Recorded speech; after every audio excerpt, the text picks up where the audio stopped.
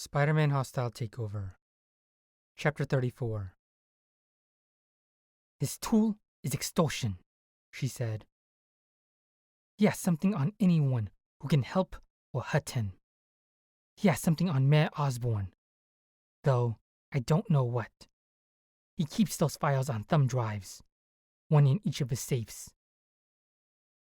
They had moved to her private apartment in the Fisk Tower suites. Maya had gone down to her office, opened the window, and waited for Spider-Man to crawl in.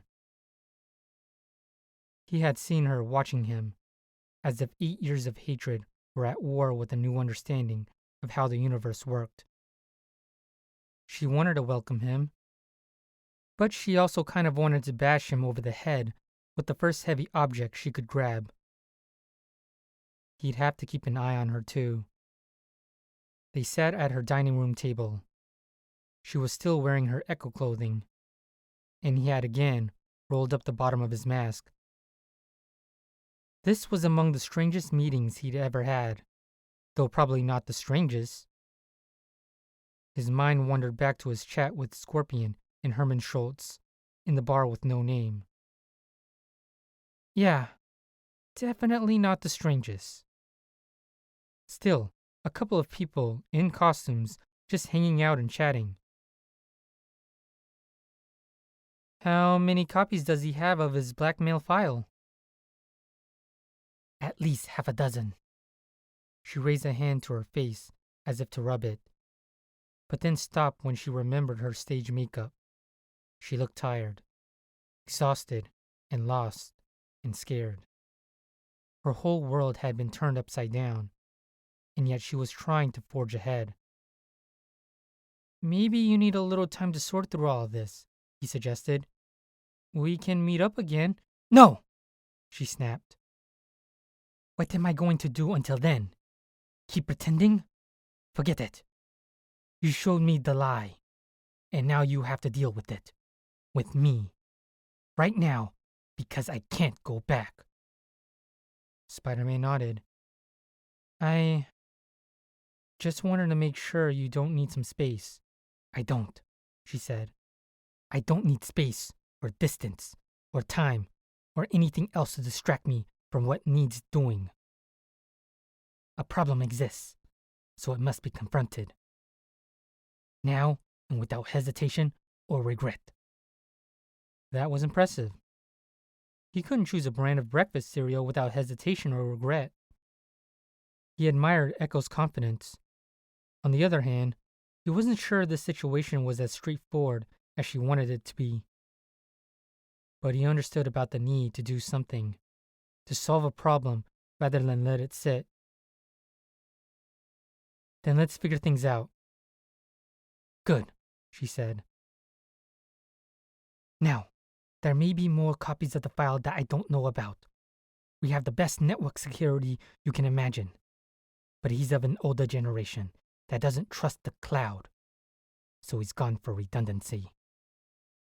So, physically destroying all the data probably isn't an option, Spider-Man said. But could we get our hands on one of those drives? If we know what we're dealing with, we might figure out our next steps. I have access of some of the safes. I've been within inches of those drives more times than I can count. And it's never even occurred to me to take a peek. She smirked. Okay, it's occurred to me. I've even have done it, if I thought I could get away with it. And now, Peter prodded, I can do it, but it's an in-game. He'll know it's gone immediately. That means there will be no turning back for me. No pretending to still be loyal. I'll be cut off. You've made it pretty clear that pretending isn't an option. I know, she said, closing her eyes while she considered something. Still, it would be an advantage, and I hate to surrender an advantage. Any advantage. But I won't go back. So yes, I can get one. But he'll have the rest, and he'll know he's been compromised. She couldn't even bring herself to say Fisk's name. Spider-Man noticed. It's easy to believe that Osborn would have secrets, he said. No one, no matter how squeaky clean, could run a company like Oscorp and be mayor of a major city without racking up some things he'd rather keep hidden. And Osborn is a take-no-prisoner kind of leader. He'll have skeletons in the closet for sure, but that means he would never just roll over. He must have something planned. I had the same thought, she said. He seemed too cooperative, but I assumed that meant the blackmail material was so damning that it cut the legs out from under him. It doesn't matter, though. If we don't have sole control of the information, then knowing about it doesn't do us any good. I'm not so sure, Spiderman replied. I mean, if what Osborn is hiding is that bad, then maybe the public should know. And if the public knows, then Fisk can't use it to get what he wants. You're talking about exposing Osborn. Spider-Man nodded. Fisk can't manipulate the mayor if everyone already knows the secret. But what if the mayor is hiding something that's not the public's business? Maya asked. An embarrassing relationship, or a health problem, or something like that. Do we expose a secret if it's not illegal or corrupt? He shrugged. I'd wish I'd taken the ethics of blackmail electives back in college. I don't think we can say what the right thing is until we know what Fisk has. So I guess we'll have to cross that bridge when we come to it. Besides, we might not have to go public with what we find. It might be enough to let the mayor know someone besides Fisk, someone working against Fisk, also has control of the file. What's the point of keeping if someone else can expose you? Fisk loses his grip as soon as Osborn knows we have the idea. All of this is theoretical, she said. For it to be anything more, we have to get hold of one of those thumb drives. There are 2 days before the event. So what is your plan? You're the trusted employee, he said. I was kind of hoping you'd have this one. Maya went silent and scrunched up her face. It looked as if she was thinking hard. She also looked totally miserable. I'm sorry I dragged you into this, Spider-Man said. You were living a lie. But it was one you believed in. I pulled the rug out from under everything you thought was true. She studied him, as if he was a strange specimen under glass. Do you always apologize for doing what you have to do? Not always. Let's say about half the time. Then he leaned forward and grew deadly serious. New subject.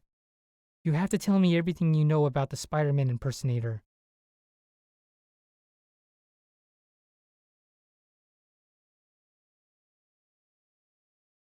After all these weeks of sitting on his hands, he was finally taking action, and that action involved breaking into one of Fisk's office, then into one of his safes.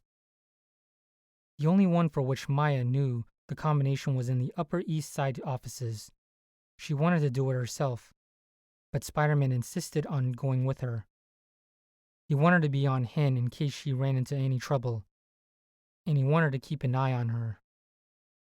The decision to turn on Fisk appeared real enough, but he had to be certain. Unfortunately, they had to wait until the night before the event. Fisk would be in that very building, hosting a real estate conference, and security would be especially tight. It was safer to wait until he returned to Fisk Tower. It was late when the opportunity presented itself. Maya could dress in a skirt suit and walk through the front door. Spider-Man found a way in through the roof and made his way to the office through a combination of climbing, crawling, and dodging the security cameras. By the time he slipped inside, Maya was already there. She had her laptop set up, and a cable was run between it and a port on the safe. The sun had gone down, and the building was quiet. They used only dim lighting, not wanting to draw attention to themselves.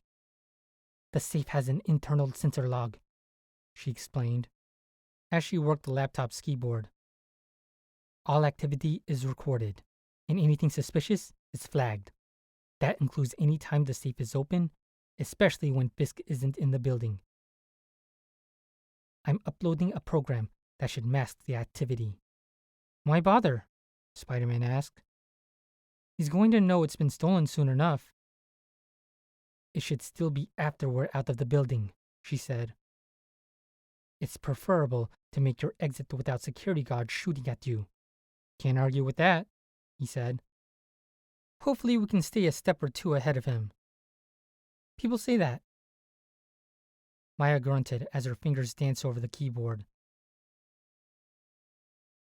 But few actually do it. He sees the world as a chess match, and he always liked to say there's no counter move to checkmate. Now stop talking to me. I can't read your lips and run this program at the same time. He held up his hand in apology and let her do her thing, remaining alert for any sign that they'd been detected. All seemed quiet in the building. His spider sense didn't even twinge. After a few moments, Maya's laptop emitted a little chime, and she looked up smiling. That should do it. We can open the safe now, and he won't know until the next time he looks in and notices the missing drives. She stared at him. You've got the combination, right? Are you kidding me? She grinned. Yes, I am kidding you. I'm used to dealing with Fisk and his associates all day. Do you have any idea how long it's been since I've had the opportunity to make a joke? You seem like you might have a sense of humor. I can't believe I'm saying this, he growled, but sometimes humor is not appropriate. Maya shined her flashlight on the complicated series of dials. Opening the safe required a lot more effort than Peter's old-school locker. But Maya moved through the series of turns and reversals as if it was second nature. There was a click, and what sounded like a magnetic release. The safe door swung gently outward. Maya pulled on it and opened it all the way. She pointed her flashlight inside to reveal emptiness. She ran her hand through the safe as though she didn't believe her eyes, as though the thumb drive might have become invisible. It was in here, she said breathlessly. The thumb drive, files, contracts, even jewelry, and artwork. It's all gone. Could he have moved the contents somewhere else? Spider-Man suggested. Maybe for the duration of the conference? You don't move things out of a safe to keep them safe, Maya shot back. That's why they call it a safe. Can't argue with that. Spider-Man raised his hand in surrender. What does this mean then? And that's when his spider sense lit up. Without pausing to think about it, he pulled the mask all the way down while he leaped into the air, spun, and gripped the ceiling. Fisk stood at the entrance to the office.